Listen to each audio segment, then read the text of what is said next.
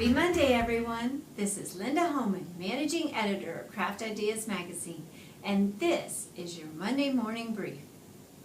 Thanksgiving is just around the corner. Celebrated on the fourth Thursday in November here in the United States, it's a time when family and friends gather to count their blessings and to give thanks. Now, as you may remember, I come from a rather large family.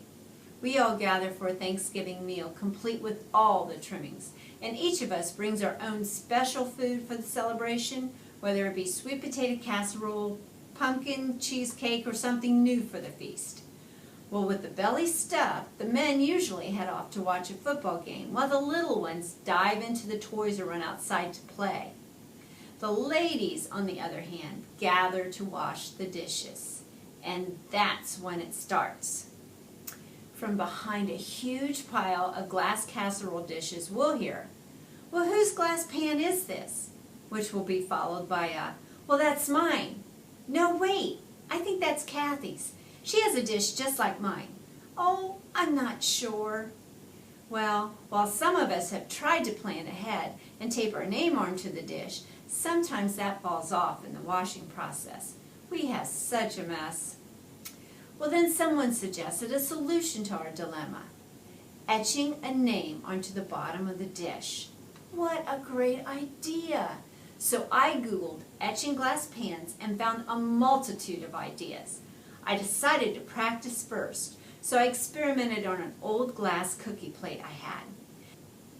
The etching is done on the outside bottom of the dish, so when creating or using a stencil, just remember that you'll need to reverse it if you have any lettering. I use contact paper, a craft knife with extra blades, a clear glass dish without a logo on the bottom, Armor etching cream, rubbing alcohol, a paper towel, disposable paintbrush, and protective gloves. For obvious reasons, don't use a scratch-resistant dish. Now first, and this is very important, you need to clean the glass with rubbing alcohol, because your skin oils will interfere with the cream and it may not etch fully. Next, I simply printed the design on the contact paper and attached it to the bottom of my dish, and then I cut out the stencil with a craft knife.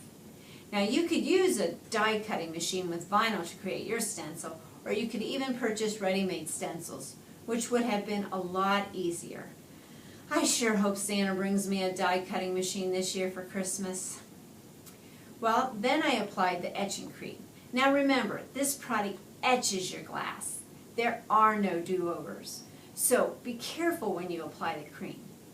Well, while the package directions state to leave the etching cream on for 1 minute, my research indicates that at least 20 minutes is needed for a deep etching. Well, when the time was up, I rinsed my dish in the sink, being careful not to leave any residue in there so that it won't mar your sink. So now, here's my cookie plate. This idea has so many possibilities. You could fill this with cookies and gift to your neighbor, or it would make a great teacher gift for Christmas. I'm going to use the idea for a bridal shower gift. I'm going to etch the name into the bottom of a 13 by 9 inch glass pan with the groom's name and maybe the wedding date on the bottom. And then I'm going to include my recipe for apple cobbler and add a few of the ingredients to the gift. Now I hope I inspired you today. I can't wait to start my next etching. Remember, take time to get creative and don't be afraid to try something new. From all of us here at Craft Ideas Magazine, happy crafting.